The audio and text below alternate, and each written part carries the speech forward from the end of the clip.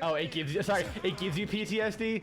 Wait, what? Hold on, hold the fuck up. Wait, what the fuck? Why did he get, what the fuck is happening? What the fuck? For you, you piece of shit.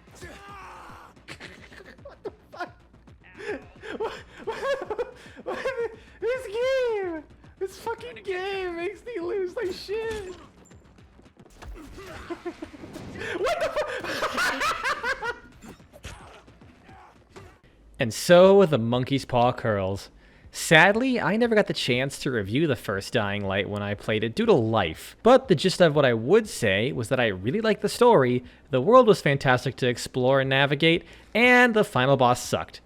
My only real complaints on the gameplay was that the human enemies and large infected just sucked to fight against, and I wish there was more things you could do with the parkour and craft in terms of combat.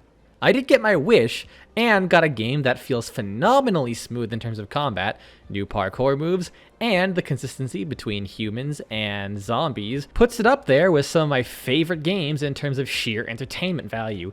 But they basically fucked everything else up.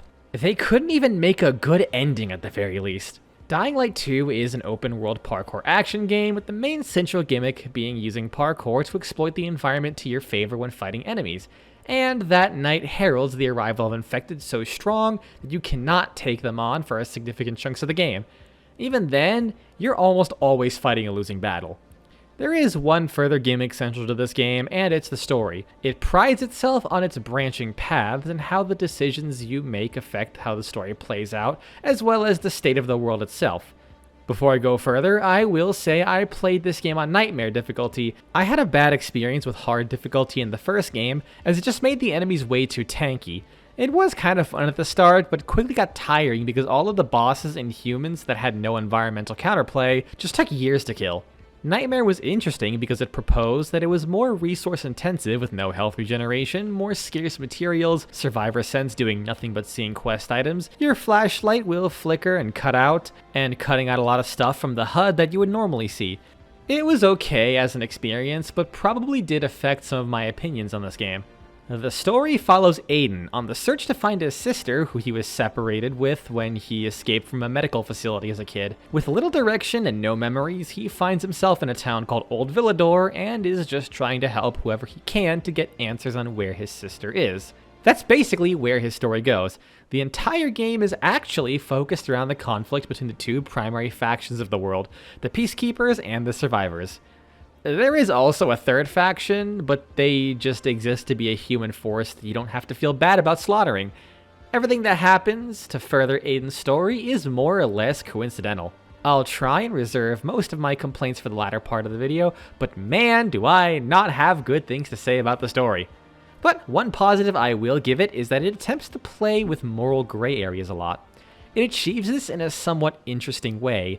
It's often obtuse, you're given multiple choices, and you can pick from which you think is the good or morally correct, but the ramifications and the reality of the decisions aren't always apparent. For example, you could end up getting a job from someone who is very apparently an asshole. He needs you to check up on the status of a job he got someone else to do, who you later found out was injured by trying to cheat him for very understandable reasons. You can handle the rest of the quest for him, but if you try and play nice and cover for the guy, you end up causing his hiding spot to get found and punished further because the employer and a third party knew the entire time.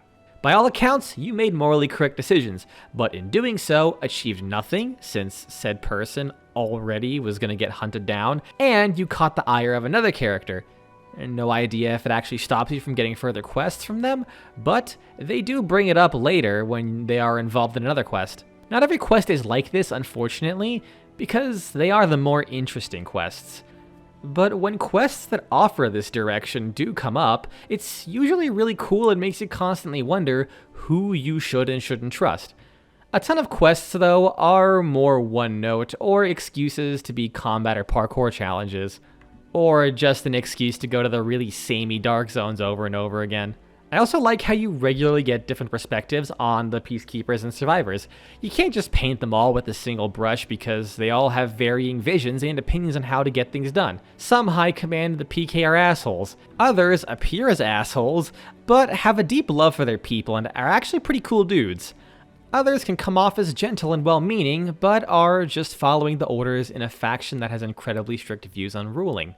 The Survivors range even more widely since they aren't so much a unified group like the Peacekeepers. They aren't just the victims, though. There's a ton of really wretched people hiding amongst them, and it's hard to feel bad when your time with them leads to bad things happening to individuals. Of course, that's all a surface-level analysis. When you get into individual character writing, it's just kind of boring. A lot of the NPCs are just really flat. And that's largely because they don't really return at any point. The quest setups themselves are more interesting than the characters giving them. It also doesn't help that the quest design amounts to, I talk to this person once for 5 minutes, run to a random dark zone, come back, and then talk to them again to wrap it up and make a choice for someone. Speaking of those dark zones, these are a new addition and something I quite like from a story and gameplay perspective. The first game explains that the stronger zombie variants with the volatiles and sometimes virals are weaker to UV light than normal zombies, but this only really manifests as them appearing at night, and that's it. In Dying Light 2, there are abandoned barricade storefronts everywhere you can visit, but are all pitch black, so if you visit them during the day, you'll find out where all the volatiles hide. In order to get into them and loot them for all the valuables, you have to come back at night, which requires you to traverse the overworld to a given store, and risk encountering volatiles anyways. But if you are able to deal with volatiles, you also now know of a pretty consistent way of getting upgrade materials from them. One detail I love is that the virals are a stronger variant, but don't always come out during the day because it still hurts them, so despite them being aggressive and deadly, they are somewhat neutered because they randomly enter long animations where the sun burns them. It's pretty rare when the rules of the world translate to gameplay mechanics this organically. They also expand on the UV light concept with the Survivors. Nearly everyone in the city is infected, but they don't turn immediately. UV light keeps the infection at bay. Whenever you're indoors or outside at night, you have to constantly worry about a meter called immunity that depletes as time goes on. You can restore this with consumables you can craft, but without them, you have a hard limit on how long you can be in the dark. It's really nice from a mechanic and flavor standpoint, since you also see things like UV lights pointed at everyone's bed to make sure they don't turn overnight. The major problem these dark zones have is that they're all the fucking same.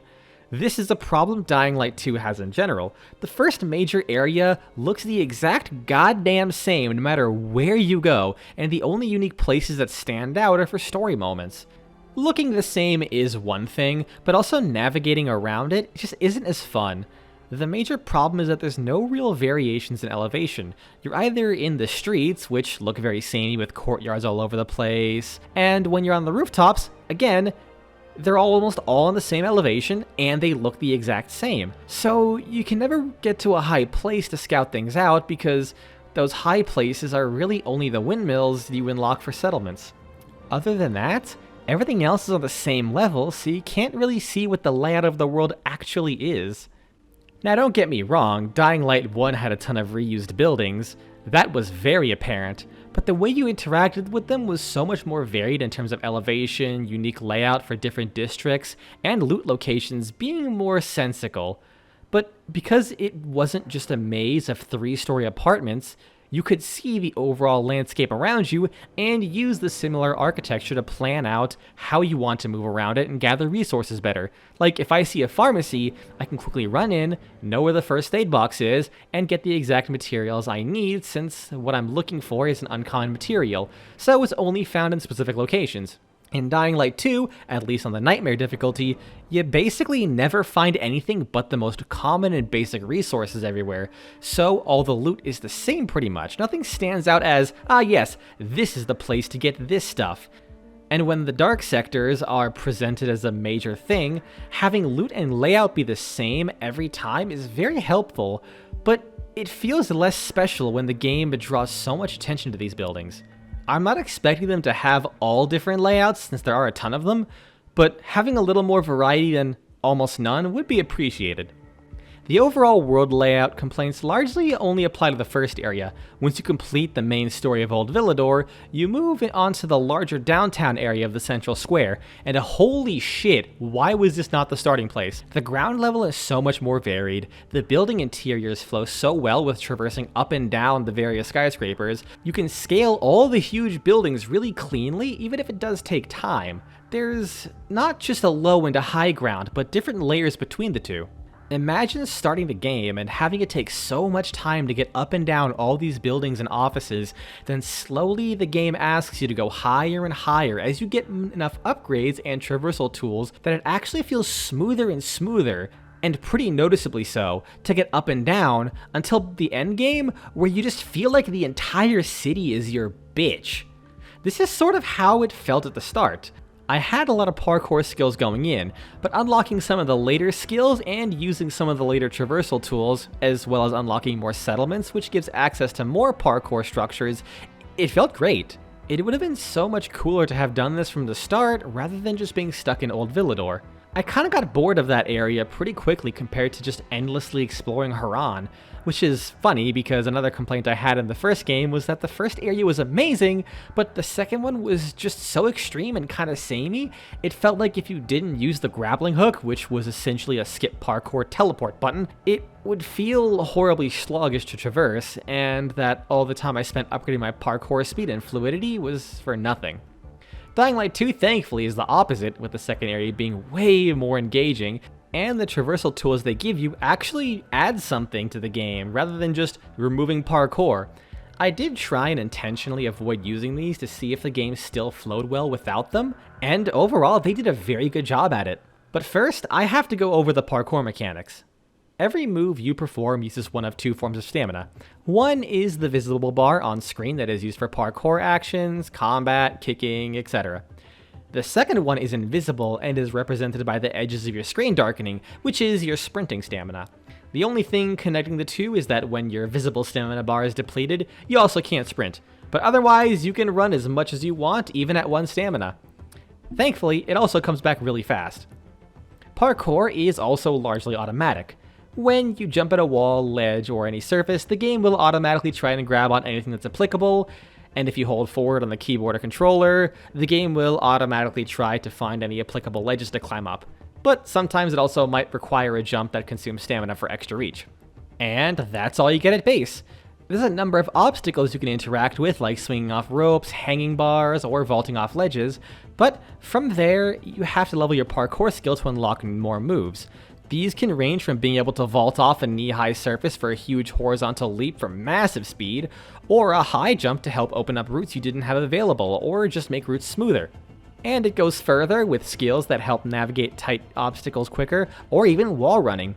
One thing I absolutely love about the parkour system is the time between unlocks is so long that you're able to spend a long time familiarizing yourself with that move and applying it to your usual routing around the world. After a while, you start to see the entire world differently as you find every last exploitable corner of the map for maximum smoothness and speed. The world might feel very flat and bland, but the navigation is still very engaging with constant obstacles that all can be overcome or made smoother by simply adding one additional skill. When it comes to combat, you have at base a dodge, a parry, and a series of light attacks.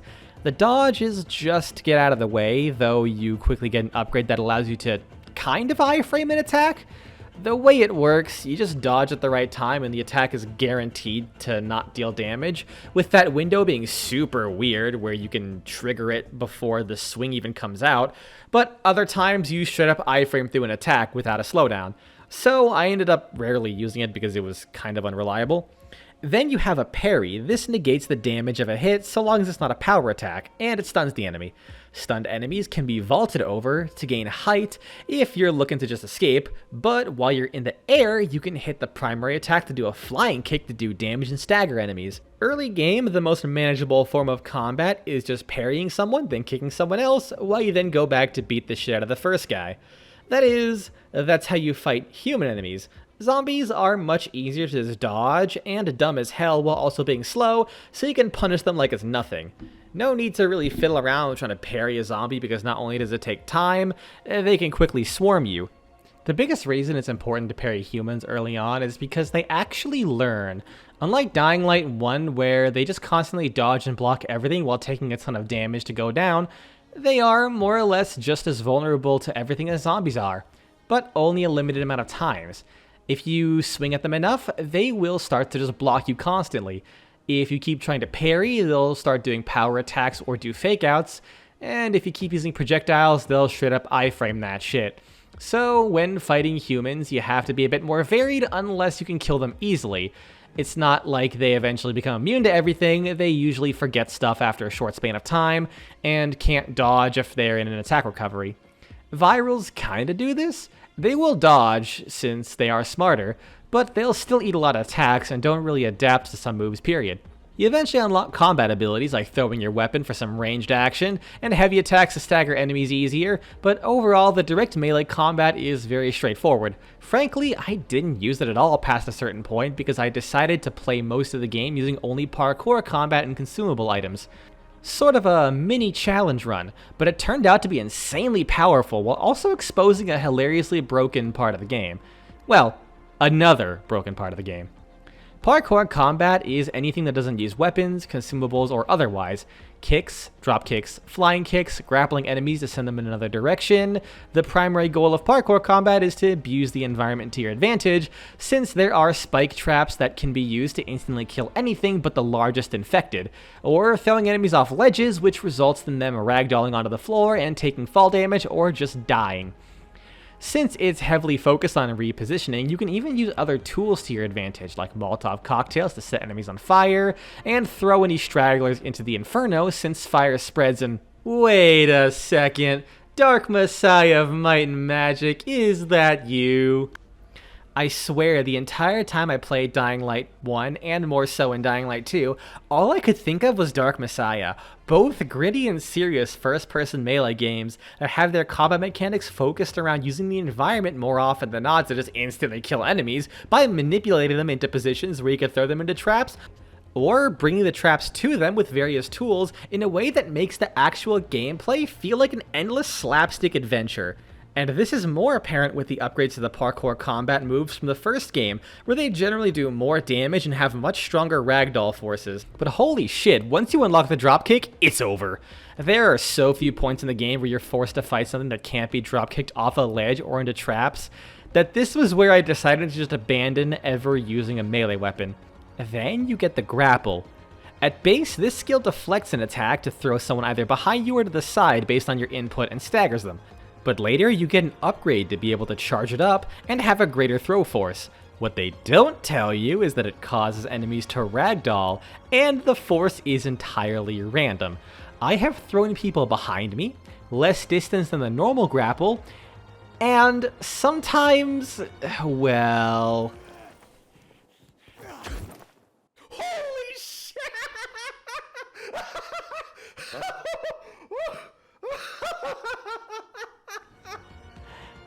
And by sometimes, I mean it happens with a shockingly regular frequency. Why does it do this? I don't know. Do I care? Absolutely not. This game fucking slays me. I spent nearly every second of this game after getting the dropkick and charge grapple giggling like a Neanderthal because the ragdolls in this game are fucking amazing. It's not just the kick and the grapple. Doing nearly anything to enemies mid-climbing or jumping animations causes them to ragdoll on the spot, which when mixed with the viral sunburn effect can cause them to randomly collapse near edges. I want to do a funny thing.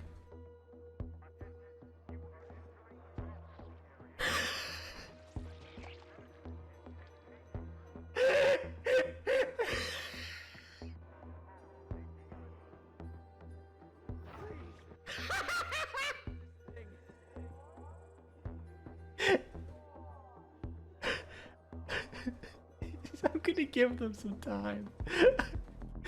Oh, they're doing it! As someone who grew up in the early Garry's Mod and Team Fortress 2 era, I am genetically programmed to laugh at people going limp randomly and flying away. So here's a little something for those like me.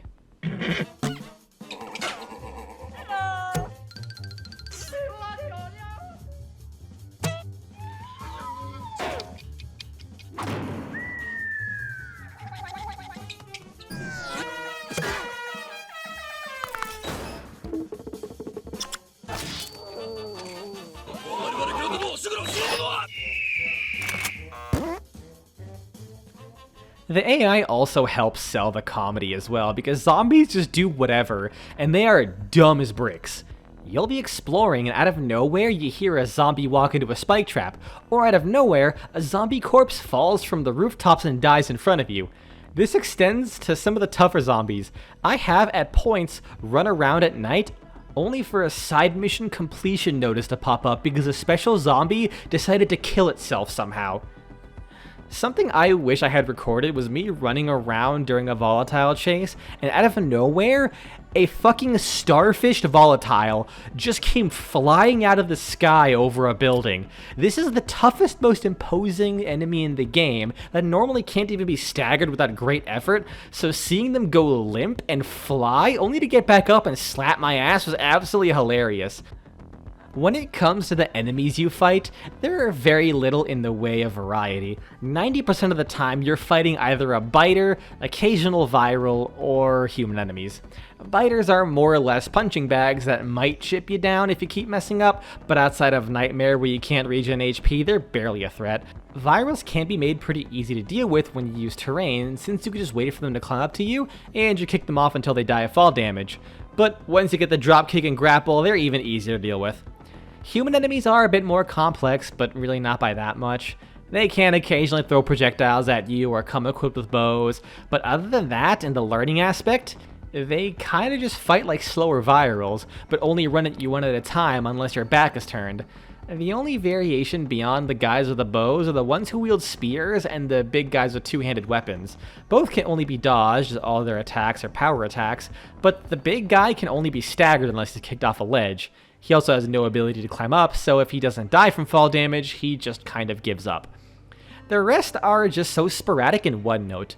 Banshees just jump between zombies to throw you off before pouncing at you. At least you can interact with them by killing the zombies in the area to give them less places to dodge to. Spitters exist. I barely saw them, and apparently they added a spitting variant to the viral, which ends up being way more dangerous and common. So the spitters are just there.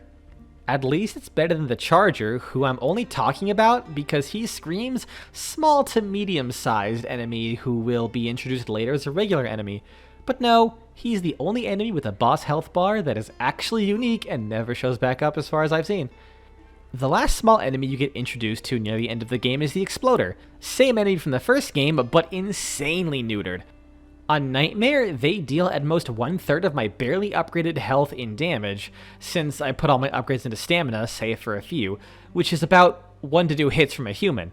But they're also rare and barely make a sound when blowing up, so not only do they just not exist, but they aren't even fun to kill because you get no positive feedback. I get one-shotting you sucked in the first game, but they were effectively removed from the game here. But now for the main gimmick of the series, the Volatiles. These are nighttime-only infected who prowl around doing whatever it is zombies do for fun, and given how often they fall from the sky, I can only assume most of Villedor used to be competitive base jumpers. They are insanely tanky and hard-hitting enemies that have a tendency to never get staggered and try to dodge you constantly. Once you're detected, they will initiate a chase, which causes more and more volatiles to converge in your location. They actively try and cut you off by spawning directly in front of you from roof hatches, coming out of windows of buildings, or bursting open doors. The only way to get out of a chase is to get lucky and enter the cooldown state, and to hope they don't see you for long enough, or by entering a safe area with UV lights. Breaking a chase without going to a safe area is just buggy. I once hid inside of a building with no volatiles or virals nearby for minutes, and the chase never tried to wind down. They eventually found me despite making no noise and being completely out of sight. Killing them also does nothing, for some reason. I've killed every volatile in an area and ran away, but nope, it just spawned more. And yes, killing them is definitely possible, but you won't do it with any amount of regularity or consistency until the end of the game. Or really early on if you decide to break the game, which is shockingly easy to do. But if you don't end a chase, it continues to escalate. More volatiles spawn, and they get more and more aggressive. Eventually, you reach a point where every volatile is the empowered volatile variant, and all they do is gun you down with their spit like it's D-Day. It takes a while to reach the max chase level, so you might wonder why you wouldn't just run to a safe house and wait 10 seconds. The answer is experience. When you're out at night, you gain more experience. and in a chase, you are rewarded with a lot of parkour XP. The downside is you only gain the bonus experience if you survive the night. If you die at any point, the bonus XP you would have gained before that death is lost. This applies to any death during nighttime, not just during a chase. Overall, I think the chase mechanic is still awesome, and the way they have volatile spawn closer to you does make it feel more dynamic, since you have to change your route more regularly, but holy shit, I hate how volatiles are everywhere. I'm on Nightmare difficulty, so Survivor Sense does not show them, but the amount of times I'm just minding my own business and a volatile jumps on a building I'm on randomly despite me making no noise was so much that I just gave up on playing Nights until I could easily outrun them. I've also had instances where every direction I went from when leaving a safe house had a volatile, so I straight up couldn't even leave without triggering a chase. At the start, volatiles only appear on the floor, and then after some random story point, they decide they also want to be on every surrounding rooftop as well, which just made being outside at night not fun.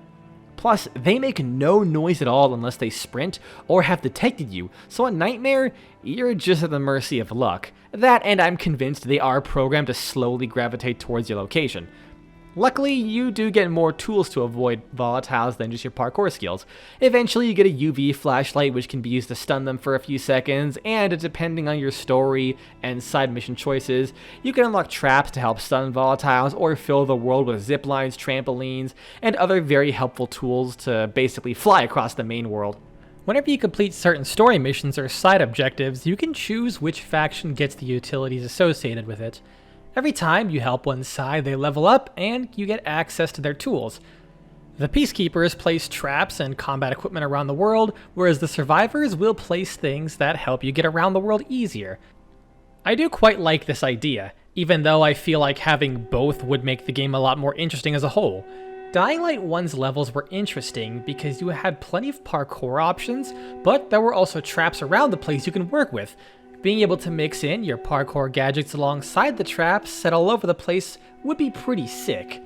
You can mix and match with both sides, but that does require you to do a lot of side objectives, so in my playthrough I didn't really get enough upgrades to spread it out very well.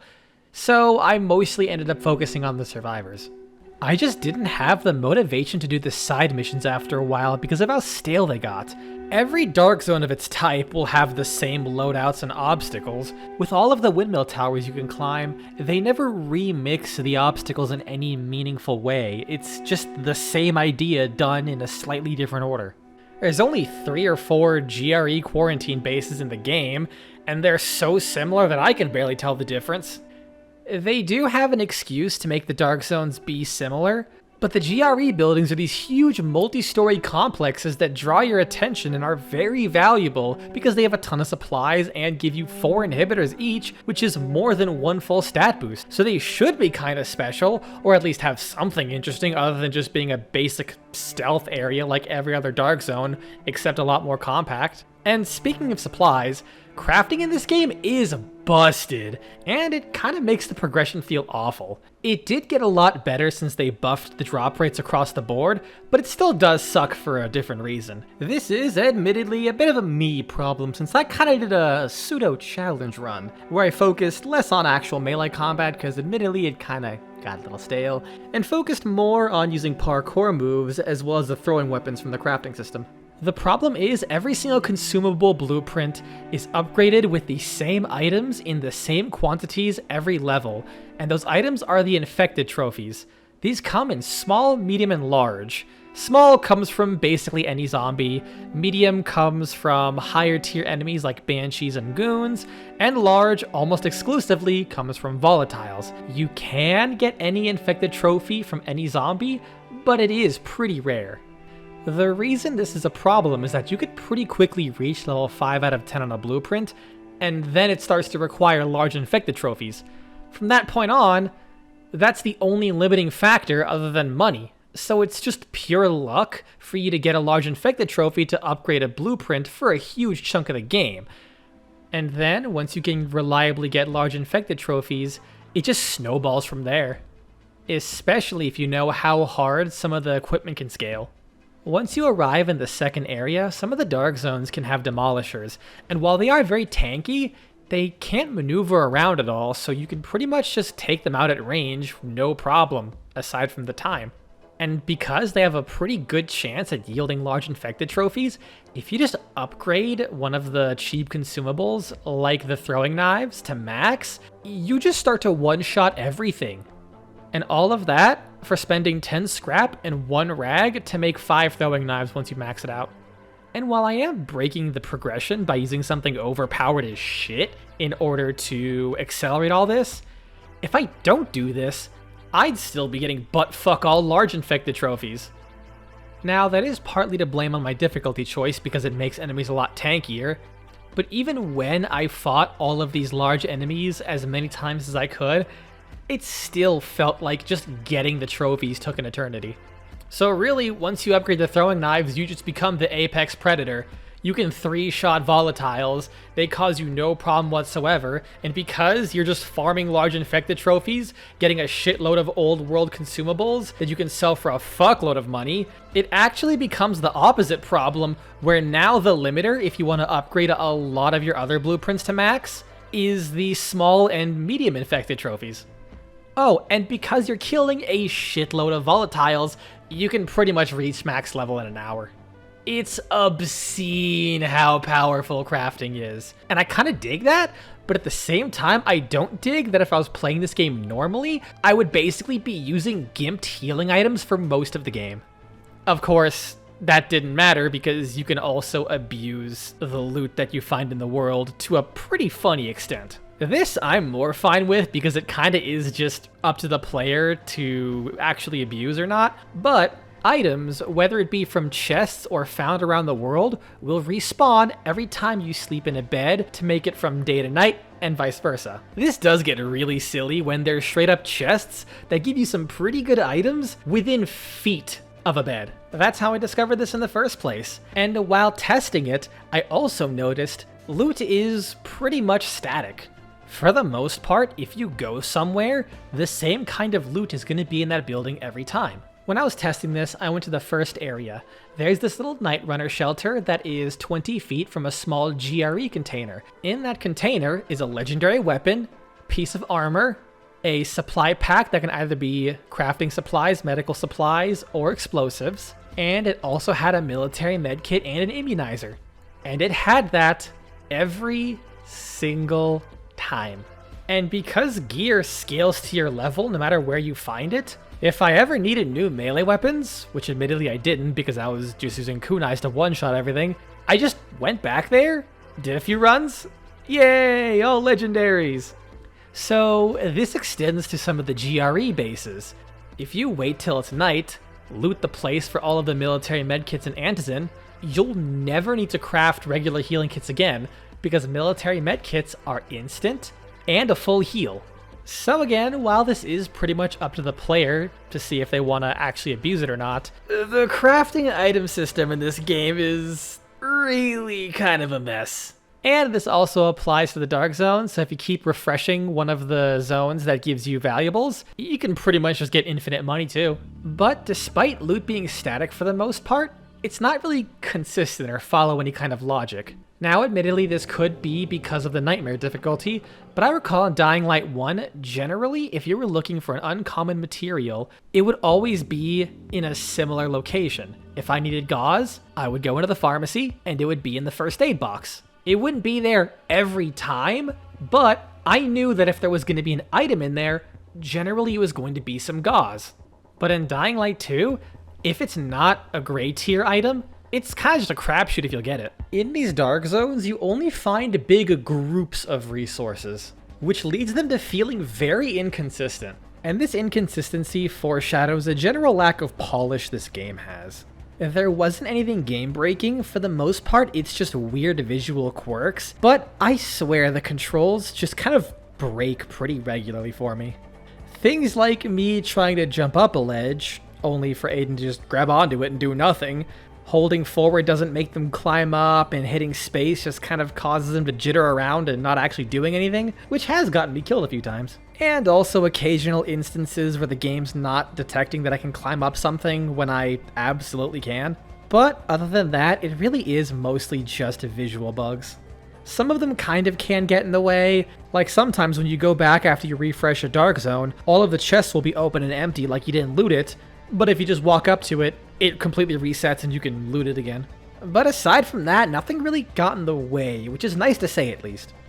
But my last issue, as I hinted at the start, is the story. It's just really bad and uninteresting for the most part.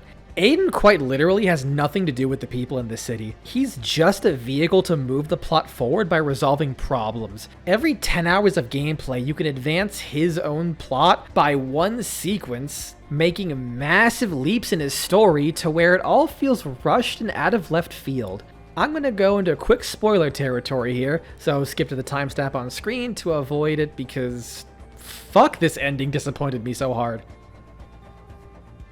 So it turns out your sister, who isn't actually your biological sister, was the daughter of the doctor who had experimented on you and is the main antagonist of the game during the 5% of it where he's actually relevant beyond everyone having a mutual agreement that they hate him. Turns out he always had your sister and was trying to cure her, which is sure as fuck convenient for Aiden that out of anywhere in the country, he could have gotten stuck with a guy who had a GRE MacGuffin that the big bad wanted, and that the big bad turned out to be the doctor he hated, who also turned out to have a sister. Now, he was tipped off that someone had a lead, but I have no idea who that could have been because as far as I'm aware, the only person who knows about Aiden's sister is the doctor, and he didn't even know Aiden was alive in the first place. And because the story randomly needed to have more climactic stakes, suddenly missiles start falling out of the sky.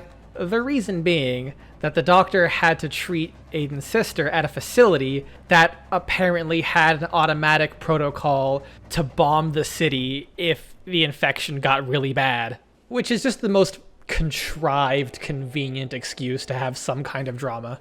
And all these complaints ignore the fact that the final boss fight is dog shit, where he just auto-dodges every projectile, and explosives literally do nothing to him, culminating in a really boring fight where you just slap each other. And then the game brings up that whole side plot point that really had no actual consequences to the overall story, with Aiden possibly turning into a volatile, just for a really shitty gameplay section. And then, to top all of that mediocrity off, you realize all of the missiles are set to launch and cannot be stopped. You, a man, turning into a super zombie that is so powerful he can maul volatiles right now, decides to risk himself to blow up the missiles using C4, only for the sidekick, who has done nothing but be a whiny, illogical shithead the entire time, wanting to sacrifice herself instead, and being so stubborn about it because she feels it's the only way she has any worth. If you keep saying no, she delays you to the point where the missiles just go off and blow up the city anyways. And then at the very end, because why the fuck not, it turns out that the whole plot line of Aiden turning into a volatile was just because of the inhibitors he kept taking. But unless I missed something, that plot point genuinely had no consequences. Anytime it caused a problem, everyone just kind of swept it under the rug, and then once it stopped being cool and have a use, it just stops mattering. But it is worth noting there are multiple endings. I managed to have one of the worst ones. But it really doesn't change the fact that how annoying that character was and just how bad the overall plot was. I'm just glad the gameplay carried itself so hard. The only fun thing about the story is how on the nose the main villain's design was. He is just a vampire, and I unironically love it. Now, there are a few other things that I never touched on because I didn't really use or care about it much. I don't know why, but these devs treat Dying Light as if it was a live service game almost, adding new content somewhat consistently over its lifespan. I mentioned they added virals that spit, but they also added guns, which I didn't really use because they felt so out of place mechanically, even if they did feel pretty good to use. They added a weird bounty system for dailies, weeklies, and some unique challenge missions, and they deadass added a roguelite dungeon crawling mode. I'm happy these guys give this game so much attention, even if it feels weird how they kind of just can't leave a game to be its own experience. Dying Light doesn't feel like a game I constantly want to jump into when new content drops, just to do a quest here and there. It just feels like a normal game I want to play and finish. But I'm glad those who love the game get to have their own content drip. So that's Dying Light 2. I've never felt more polarized on a game I unconditionally love. It was well and truly an amazing game for how much fun I had. The moment-to-moment gameplay could not have been better. But Those broader issues, such as the level design in the first area and the story, were pretty notable letdowns. And since beating this game and finally getting to record it, they had announced a vague release date on a standalone DLC expansion type thing called Dying Light the Beast. I really hope it's just a more condensed experience, because it felt like Dying Light 2 just tried too much all at once.